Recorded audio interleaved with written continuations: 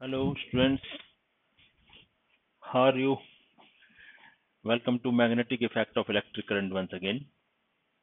मैं योगेश अग्रवाल।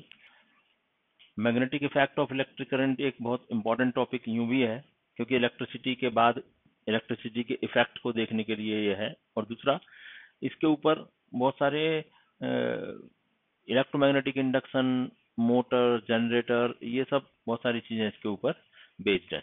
और 11th-12th में ये एक बड़े चैप्टर के रूप में आपको मिलने वाला है, तो बेस आपको यहीं से क्लियर होने वाला है। तो कल हमने जो पढ़ा था वो ये था कि एक कोई अगर बार मैग्नेट है तो उसके चारों तरफ मैग्नेटिक लाइंस ऑफ फोर्स रहती हैं।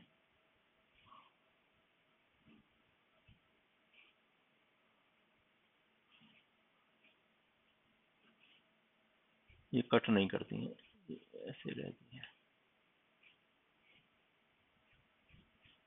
फिर हम अब यहाँ से अंदर नहीं बना सकते, लेकिन ऐसा बना सकते हैं। तो ये magnetic lines of force,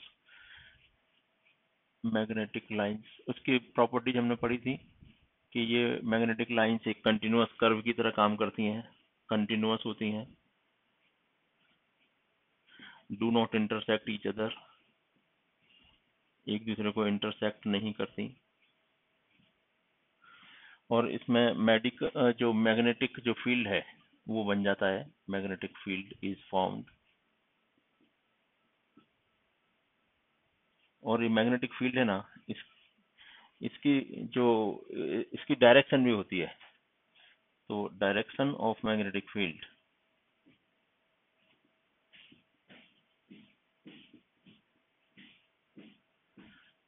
is tangential at any point, tangential at any point। मतलब अगर हम इस पॉइंट पर चाहें तो ये इसकी ये डायरेक्शन होती है मैग्नेटिक फील्ड की, राइट। और कुछ इंपॉर्टेंट बात और भी हैं, जैसे मैग्नेटिक फील्ड जो है, जो आज आपको नोट करनी है यहाँ से, magnetic field is represented bye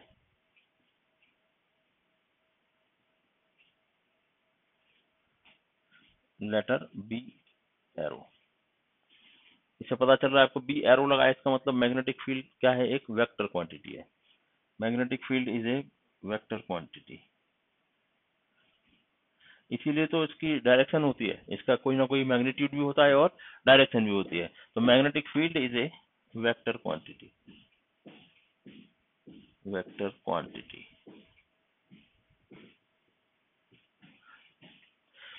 अब यहाँ पे एक प्रश्न हमेशा जो आपको बोर्ड के एग्जाम में भी मिलेगा, और कोई हो सकता है आपसे कभी पूछ भी ले, कभी वाइवा वगैरह में पूछ ले, कोई प्रैक्टिकल एग्जाम देने के तो वहां पे कोई पूछ ले। वो क्वेश्चन क्या है इम्पोर्टेंट, कि ये मैंने लिखा कि मैग्नेटिक फील्ड, मैग्नेटिक लाइंस जो हैं वो एक दूसरे को इंटरसेक्ट नहीं करती। तो वो क्यों नहीं करती? Why magnetic lines of force, why do magnetic lines of force not intersect each other. अब ये बात है तो मैं मिटा देता हूं यहां से।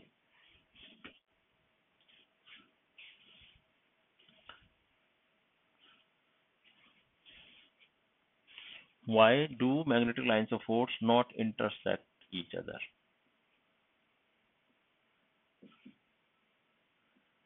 इंटरसेक्ट क्यों नहीं करते? हमने लिखा है ना बार बार कि ये लाइन से भाई बड़ी कंटिन्यूअस कर्व होते हैं, नॉर्थ से निकलते हैं, ये नॉर्थ है, साउथ को जाते हैं, ये साउथ है, तो ऐसे ये मूव करते हैं, है ना। और यहाँ साउथ में एंटर करते हैं, ये साउथ पोल में, राइट। तो इंटरसेक्ट क्यों नहीं करते भाई, क्या परेशानी है इनको?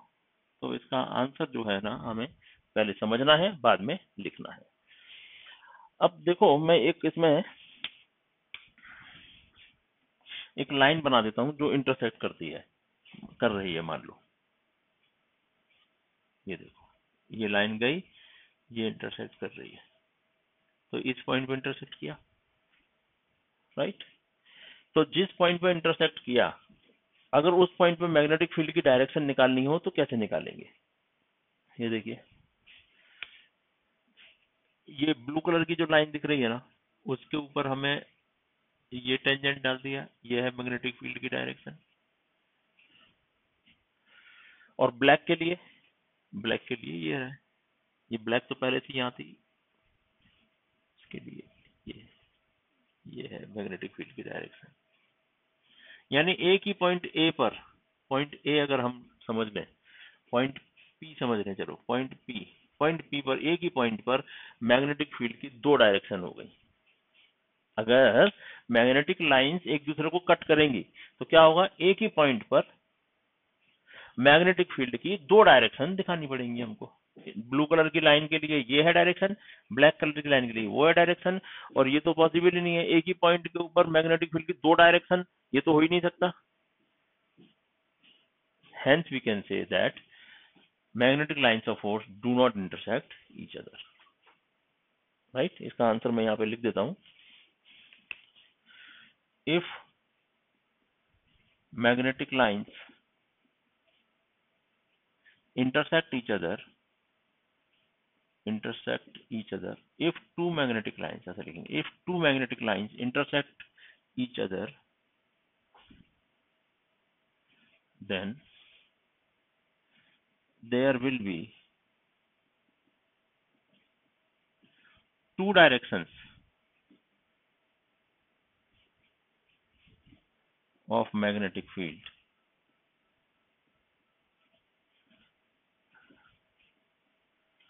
at one point, which is not possible,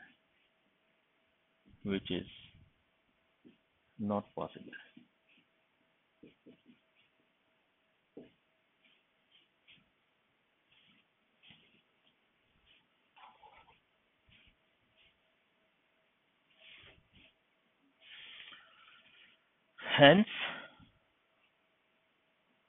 two magnetic lines do not intersect.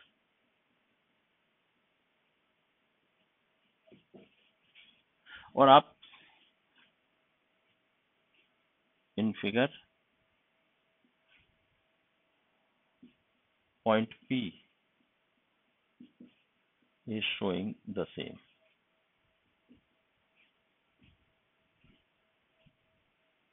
ये इस बात को पॉइंट P दिखा रहा है फिगर। तो आप इसके आंसर के साथ में, इस क्वेश्चन के आंसर के साथ में ऐसा फिगर भी बना लेना चाहिए। क्लियर? और जो बात इंपॉर्टेंट थी वो आपने लिखी ली होगी, I am sure. Magnetic field को रिप्रेजेंट कैसे करते हैं? Magnetic field is represented by vector B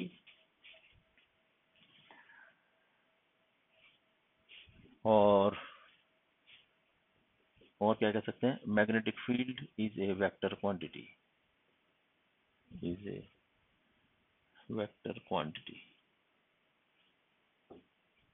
magnetic field एक वेक्टर क्वांटिटी है, राइट। तो ये बातें आपको पता होनी चाहिए मैग्नेटिक फील्ड के बारे में। अब सपोज ये लाइंस कैसी होती है, मैग्नेटिक लाइंस जो है ना वो कैसी होती है? क्या हमको कहीं मैग्नेट रख दें तो उसके चारों तरफ ऐसी लाइंस दिखती हैं? नहीं, these magnetic lines are invisible. मैं लिख देता हूं यहाँ पे, these magnetic lines are invisible.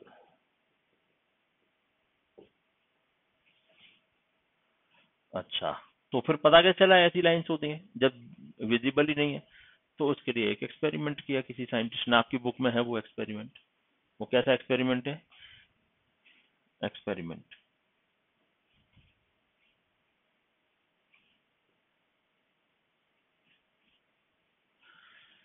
जैसे अगर हम कोई बुक ले लें, कोई सरफेस ले लें, कोई बुक ले लें, उसके ऊपर बहुत सारी आयरन फिलिंग्स, आयरन का चूरा, पाउडर ऑफ आयरन फिलिंग्स, वो बहुत सारा उसके ऊपर रख लें और उसके फिर मिडिल में कोई हम मैग्नेट रख दें। तो कुछ आयरन फिलिंग्स उसमें चिपक जाएंगी और थोड़ा थोड़ा उसको थोड़ा थोड़ा ऐसे हिलाएं, ऐसा। तो क्या होगा, जो आयरन फिलिंग्स है ना वो ऐसी लाइंस में बदल जाएंगी और हमें ऐसी लाइंस मिलेगी उस गत्ते पर। कोई भी सरफेस बुक ले लें या कोई और पेपर ले लें, थोड़ा जाड़ा पेपर ले लें, उस पर पूरे में आयरन फिलिंग्स भर देने का, मतलब ऐसा करना है। ये अपन ने कोई अगर सरफेस ले लिया, उसमें पूरे में आयरन फिलिंग्स ले लेना, पूरा फुल भर देने का उसको, ऐसा।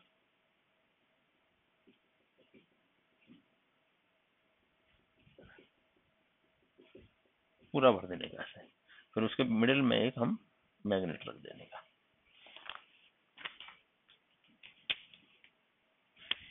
मिडिल में ऐसे मैग्नेट रख देने का, ये NS। और ये चारों तरफ हमने आयरन फिलिंग्स भर दिए।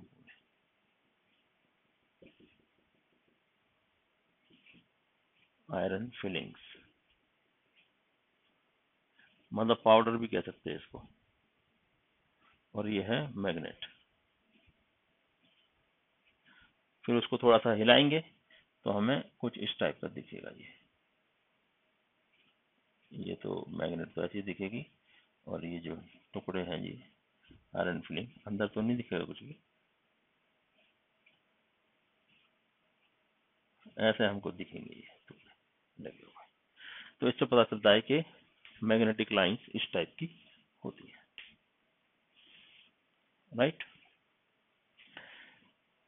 तो ये क्वेश्चन आपने ध्यान में रखना है, एक्सपेरिमेंट भी आपने ध्यान में रखना है, कैसे हम शो करेंगे मैग्नेटिक लाइंस ऑफ फोर्स को। अब मैग्नेटिक लाइंस ऑफ फोर्स की डायरेक्शन ऐसी होती है, ये कैसे पता चला, तो वो हम अभी एक और एक्सपेरिमेंट करके देखते हैं।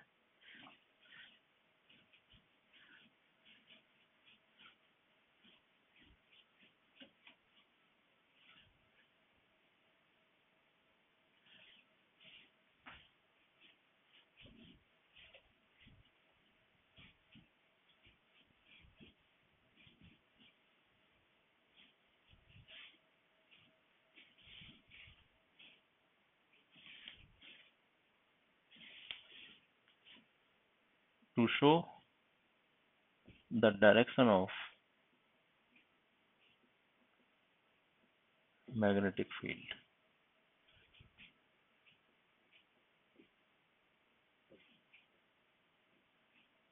मैग्नेटिक फील्ड की डायरेक्शन कैसे शो करें, तो हम क्या करेंगे स्टूडेंट, देखो ऐसे में एक मैग्नेट लेंगे, बार मैग्नेट ले लिया सपोज हमने, ये नॉर्थ पोल और ये साउथ पोल, और हम इसके साथ ले रहे हैं एक कंपास। कंपास समझते क्या होता है, magnetic needle.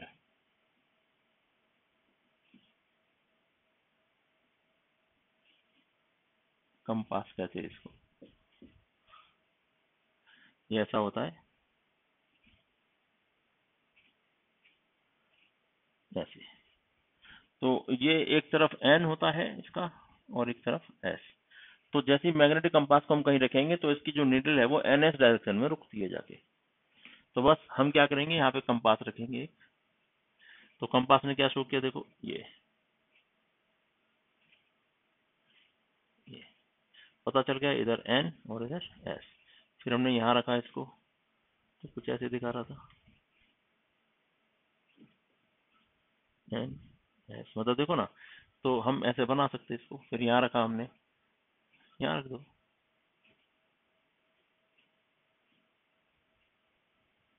N S,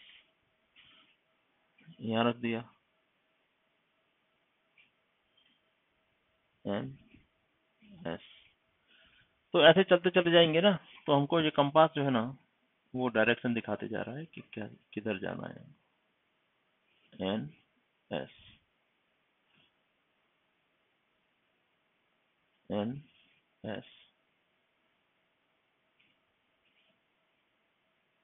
N S।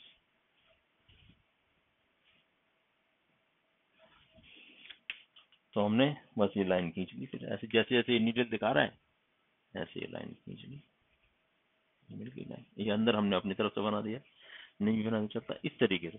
तो हम जहां जहां कंपास के नीडल को रखते जाएंगे वो हमें एन और एस डायरेक्शन शो करता जाएगा और हम उस तरीके से उसको प्लॉट करते जाएंगे। तो मैं लिख देता हूँ यहाँ पे, if we place the compass needle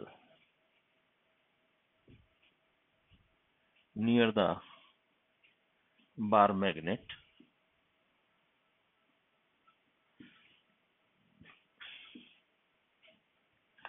the direction of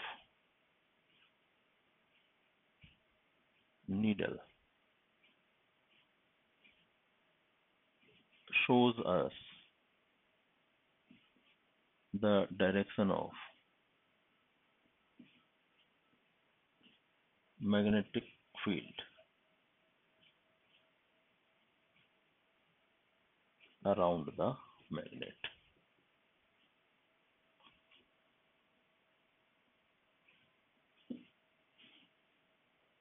right. तो इस तरह से हम उसकी डायरेक्शन को पता कर सकते हैं। किसी भी मैग्नेट को कहाँ भी रखा हो, अगर हमारे को पता ही नहीं है, देखो एन और एस पोल कौन से हैं, तो हमारे पास कंपास है तो उससे पता चल जाएगा। जिस डायरेक्शन में एन जा रहा होगा वो उधर एस की तरफ शो करेगा, एस एन की तरफ शो करेगा, तो हम समझ जाएंगे डायरेक्शन क्या होनी चाहिए, राइट। तो ये सब छोटे छोटे एक्सपेरिमेंट्स हैं, ये सब आप घर में कर भी सकते हो। अगर आपके पास कोई बार मैग्नेट और कंपास नीडल हो तो ड्रॉ कर सकते हो। आयरन फिलिंग्स हो तो आप लाइंस को, मैग्नेटिक लाइंस को फॉर्म भी कर सकते हो। अच्छा, रिप्रेजेंटेशन कैसा होता है मैग्नेटिक फील्ड का वो देख लेते हैं। Representation of magnetic field, representation of magnetic field.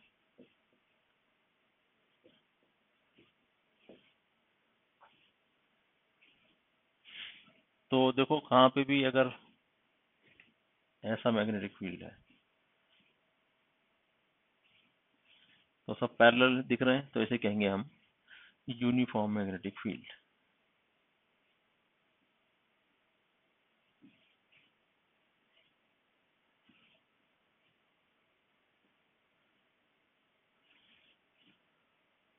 और अगर ऐसे है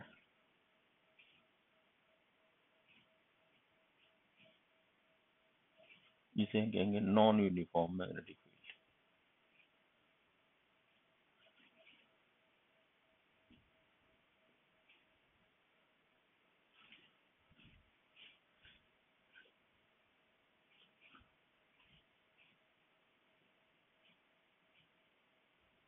कहीं पर लाइंस ऐसे शो हो रही हैं तो क्या समझेंगे, मैग्नेटिक फील्ड या magnetic lines are coming out from north pole. तो ये ना, ये जो है ना वो नॉर्थ पोल होगा।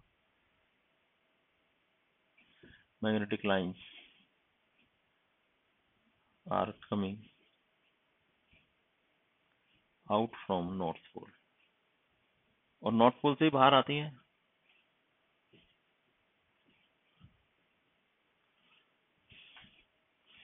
फिर इसका अपोजिट भी बना सकते हैं जिसको बारे में लिखने की जरूरत नहीं। अगर मैग्नेटिक फील्ड की लाइंस ऐसे दिख रही हैं तो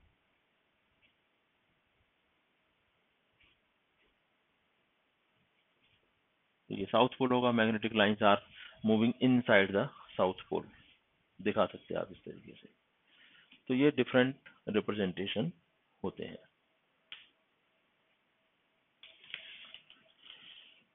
फिर अगर कोई, ये तो आपने देखा ही था कि बार मैग्नेट है तो उसकी लाइंस कैसे शो करेंगे आप, एन पोल एस पोल, तो आप यहाँ पे ऐसे बना सकते हैं।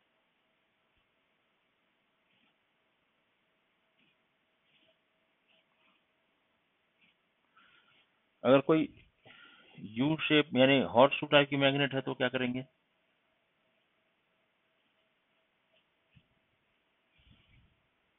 इसका ये एन और इसका एस है, तो उसमें मैग्नेटिक लाइंस कैसे शो करेंगे हम। तो अब उसको ऐसे घूम के तो जाना नहीं है, और ऐसे जाएगी, कुछ लाइंस ऐसे जाएंगी, कुछ लाइंस ऐसे भी जाएंगी, कुछ ऐसे भी जाएंगी, कुछ ऐसे भी जाएंगी। अब कहाँ से आएंगी वो, जैसे शो करेंगे हॉर्स शू टाइप मैग्नेट के लिए। यहाँ पे आपको डायरेक्शन समझ रहा है क्या, ये बाहर आ रहा है।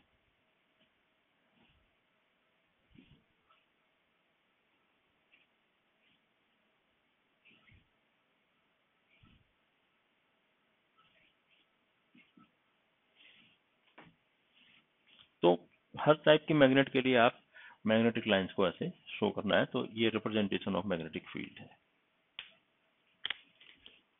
राइट। चलो देखते हैं आगे।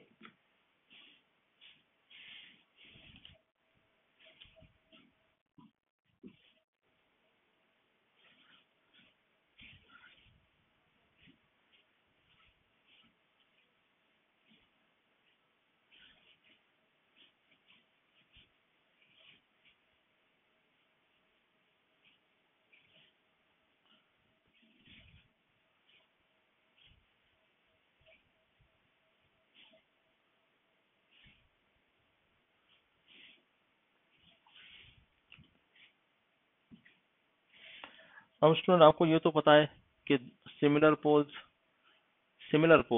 Of a magnet, of two magnets, similar poles n pole ला लिए, they repel each other and opposite poles are attracting to each other, ये पता है आपको। लेकिन ऐसा क्यों होता है, तो वो हमें एक क्वेश्चन के तौर पर देखना है। देखो मैं क्वेश्चन लिख देता हूँ, why do similar poles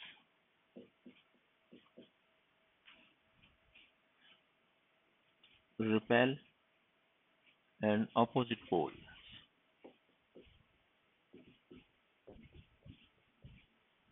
attract each other?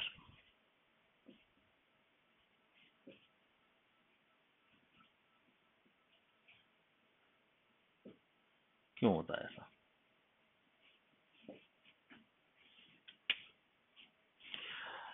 अब इसका सीधा सीधा तरीका तो हमें अगर सोचें तो फंडामेंटली हमको एक बात समझ में आती है। देखो ये एन है और ये एस है,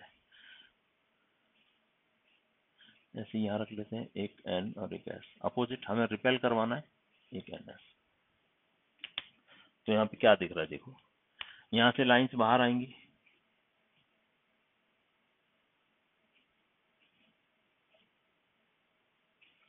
ऐसे ही तो होगा। और इस वाली मैग्नेट से क्या होगा स्टूडेंट, इससे भी लाइंस बाहर आएंगी।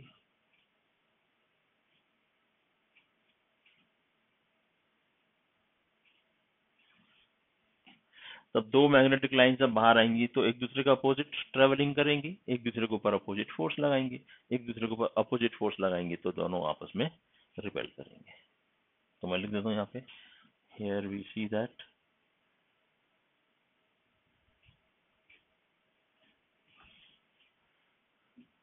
if n poles are brought nearer,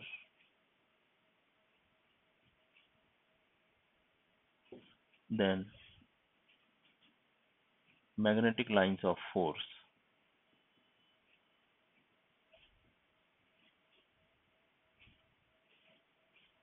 move opposite to each other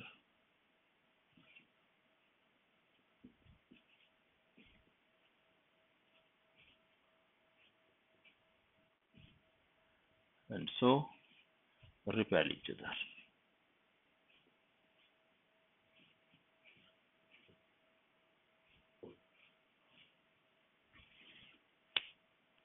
यहाँ भी देख लेते हैं एक और, अगर मैं यहाँ पे एक NS लगा दूं तो देखो यहाँ पे दो अपोजिट पोल्स पास में आ गए, तो यहाँ क्या सिचुएशन बन रही है, देखिए मैग्नेटिक लाइंस एस पोल में अंदर की तरफ जाएंगी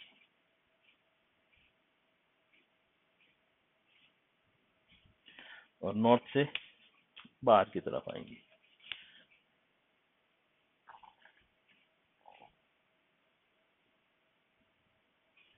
क्या हो रहा है, दोनों लाइंस का डायरेक्शन एक ही है, दोनों मैग्नेटिक लाइंस ऑफ फोर्स का, तो फोर्स दोनों भी लाइंस का एक ही डायरेक्शन में लगेगा, इसलिए they will attract each other. तो यहाँ पे भी मैं लिख देता हूँ यही बात, here two opposite poles So the direction of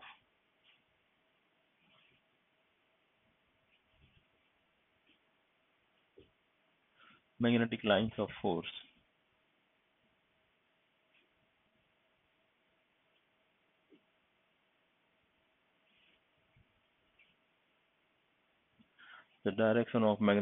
of force is same,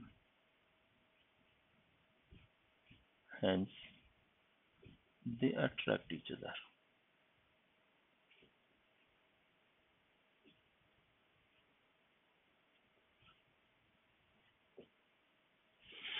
तो ये इस पूरे क्वेश्चन का आंसर हो गया। आप नोट कर लीजिए, ऐसा डायग्राम भी बना लीजिए और आपको इसमें क्लियर कट नजर आ रहा है। इसमें दोनों फोर्स एक दूसरे के अपोजिट आ रहे हैं, तो फिर अपोजिट कोई चीज आएगी तो फिर एक्सीडेंट हो जाएगा, एक दूसरे का अपोज करेंगे, वो एक दूसरे को पीछे धकेलेंगे। यहाँ पे दोनों फोर्स, ये भी इस डायरेक्शन में, वो भी इस डायरेक्शन में, तो दोनों एक दूसरे को सपोर्ट करेंगे, hence they will attract each other. तो ये है बेसिक बात, क्योंकि आपने स्कूलों में अपनी बुक्स में ये तो पढ़ा होगा, opposite poles attract each other, similar poles repel each other, but ऐसा होता क्यों ये फंडामेंटली कोई नहीं बताता जनरली। लेकिन ये क्लास थोड़ी अलग है, ये क्लास आपके फंडामेंटल को, बेस को क्लियर करने के लिए है, पक्का करने के लिए है, इसलिए हम ये सब बातें बताएंगे आपको। तो ये सब क्लियर हो गया आपको। तो अभी मैग्नेटिक लाइंस के बारे में एक पक्का आइडिया आपको लग गया है, राइट। अब हम इसके आगे की बात कर सकते हैं।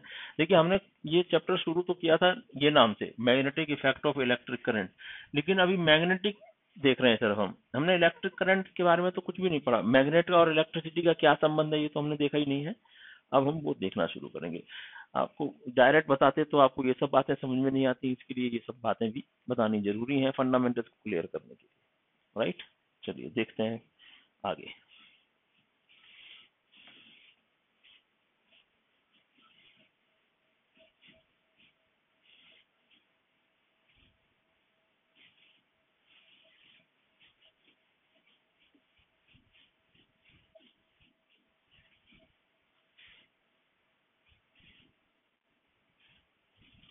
देखते हैं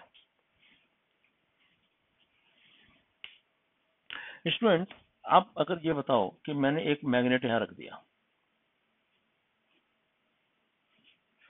ये एन और एस मैग्नेट है,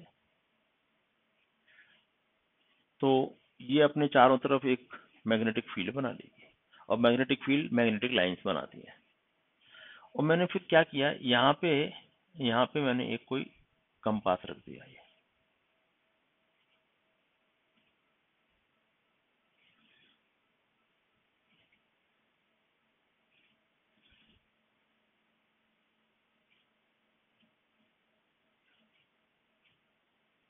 ये ऐसा एन और एस। तो क्या होगा,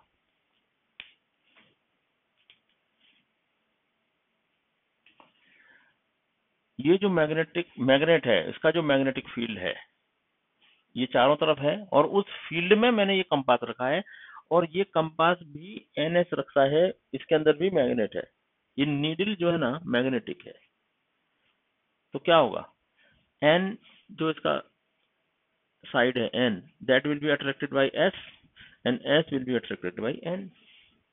तो क्या होगा, ये ऐसे मूव कर जाएगा,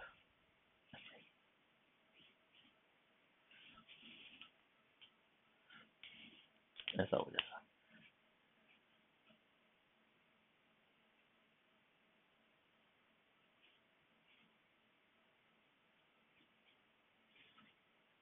एन एस, मतलब ये ऐसे मूव कर जाएगा। तो क्यों हुआ ऐसा, अच्छा खासा हम लाए थे लेकिन वो ऐसे मूव कर गया। और कोई भी चीज को मूव करने के लिए आपको क्या जरूरी पड़ता है, फोर्स। किसी भी चीज को आप मूव करवाना चाहते हो, देखो ना ये मार्कर है, मैं इसको मूव करवाना चाहता हूँ तो मेरे को एक फोर्स लगाना पड़ेगा, तभी तो मूव हुआ है, देखो मार्कर ये, राइट।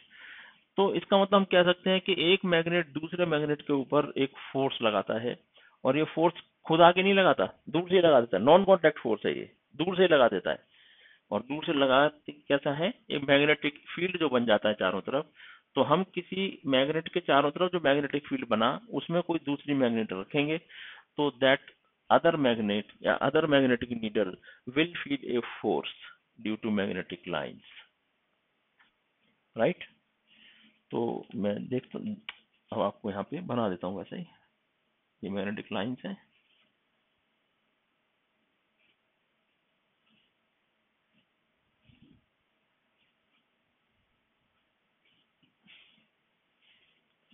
तो इसे हम क्या कह सकते हैं, मैग्नेटिक फील्ड।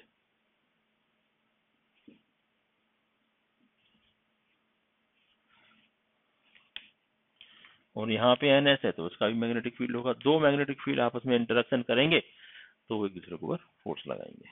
तो मैं यहाँ पे यही बात को लिखना चाहता हूँ। When we place a magnet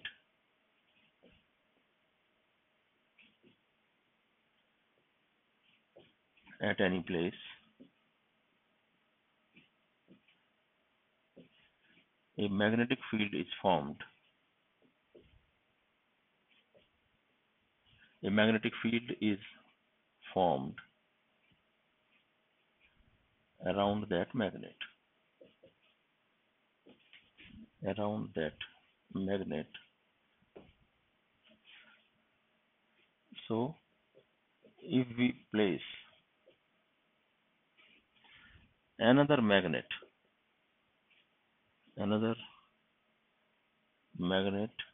और नीडल, कोई छोटा रखेंगे तो मूव करेगा, बहुत बड़ा मैग्नेट रख दिया तो उसको तो फोर्स कम पड़ जाएगा तो वो मूव नहीं होगा, तो नीडल रखते हैं इसलिए हम छोटी। If you place another magnet in this magnetic field,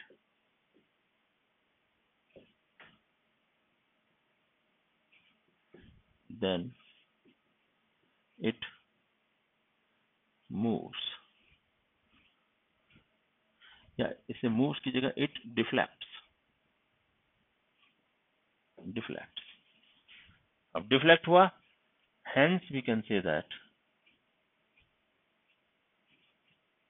deflect हुआ तो हम कह सकते हैं उसके ऊपर फोर्स लगा, क्योंकि बगैर फोर्स के अपने आप तो कोई चीज नहीं डिफ्लेक्ट होती, कोई तो मूव नहीं करती अपनी जगह से। तो hence we can say that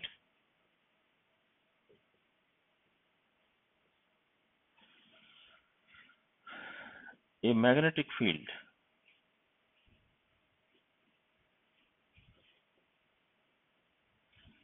exerts a force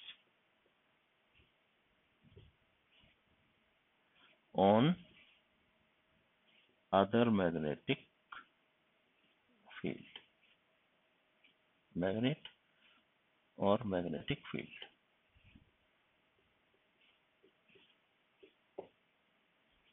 ये शो कर सकते हैं। अगर आपसे पूछा जा सकता है ना, क्वेश्चन क्या है इसके लिए, शो दैट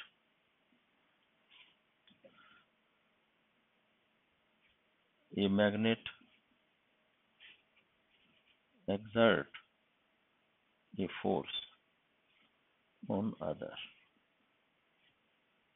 ये आपको शो करना है, तो आप ऐसे शो कर सकते हैं इसको, राइट। तो ये सब कुछ मैग्नेटिक फील्ड के बारे में हो गया। अभी हम इलेक्ट्रिक करंट का इफेक्ट देखेंगे, राइट। चलो,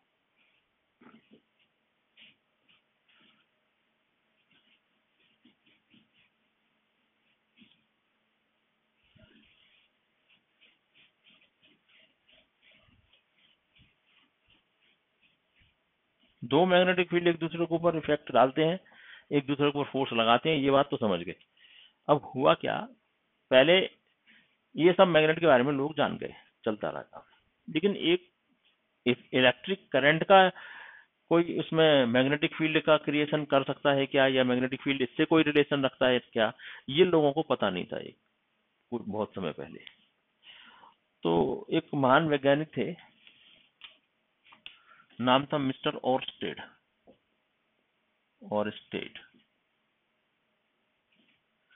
ये ना अपने लैब में कुछ एक्सपेरिमेंट कर रहे थे इलेक्ट्रिसिटी के। तो एक्सपेरिमेंट में क्या हुआ कि उन्होंने क्या किया, एक कंडक्टिंग वायर रखा। कंडक्टर तो आप समझते हैं, मतलब it can conduct electricity, right. इस वायर में जैसे ही उन्होंने करंट फ्लो किया, ये करंट आई, ये फ्लो किया इसमें, तो उन्होंने क्या देखा कि उस कंडक्टर के पास में एक कंपास रखा हुआ था, उसमें नीडल थी ये,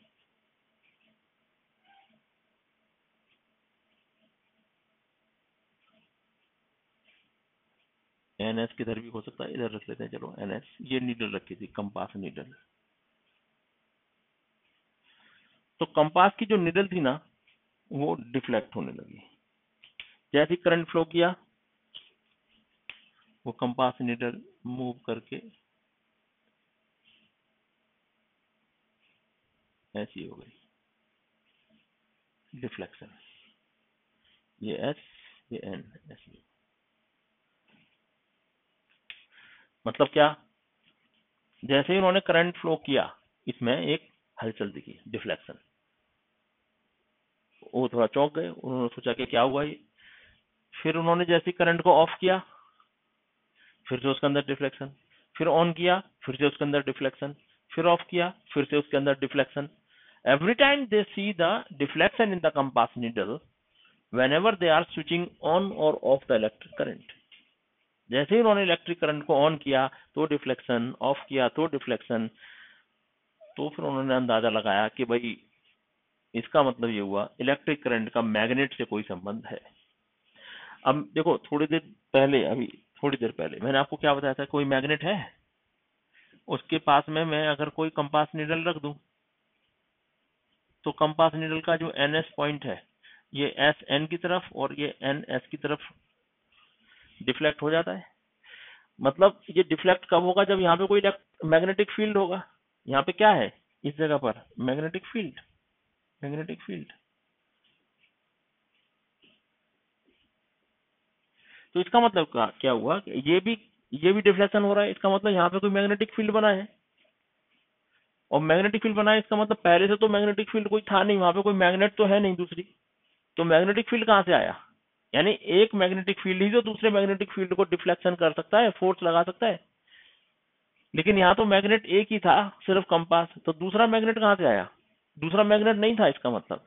तो ऑर्स्टेड साहब ने कहा इसका मतलब ये हुआ कि इस वायर में जैसे ही मैं करंट उसमें फ्लो करवाता हूँ, इस वायर के यानी कंडक्टर के चारों तरफ एक मैग्नेटिक फील्ड बन जाता है, और वो मैग्नेटिक फील्ड दूसरे मैग्नेट को डिस्टर्ब करता है या उसके ऊपर फोर्स लगाता है, इसकी तरह। राइट, तो फिर बस ये बात पता चल गई। और बहुत सारे एक्सपेरिमेंट किए होंगे उन्होंने इस बात के लिए, और दुनिया के सामने रख दिया। कभी ऐसा होता है कि whenever we are flowing some current, some electric current in a conducting wire, a magnetic field is developed around that wire।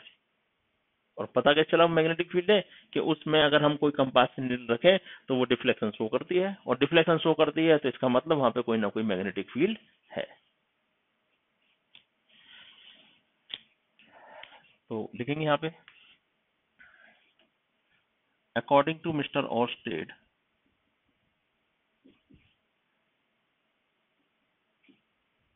Oersted, when a electric current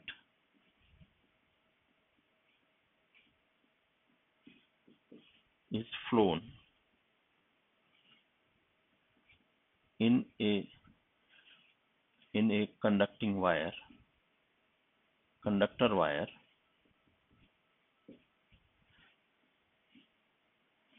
a magnetic field is developed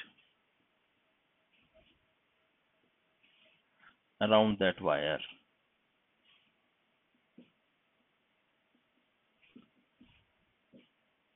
A magnetic field is developed around that wire। पता कैसे करेंगे, due to this field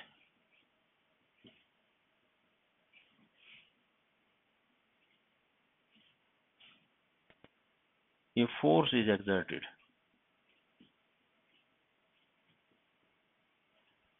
on a magnetic needle when placed near the conductor, near the current carrying conductor.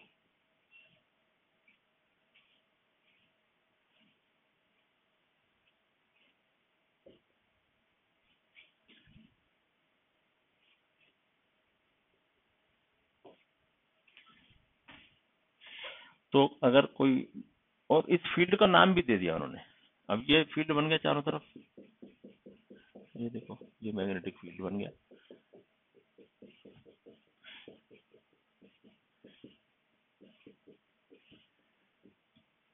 इस field का नाम भी दे दिया उन्होंने, this field is called as electromagnetic field.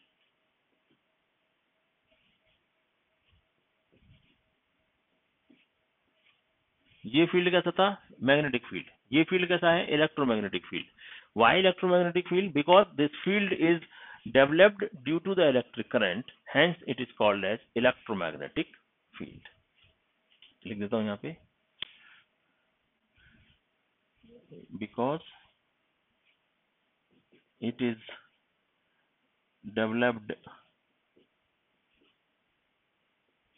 Due to flow of electric current,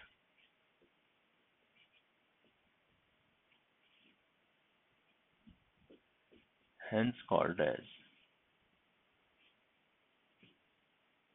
electromagnetic field।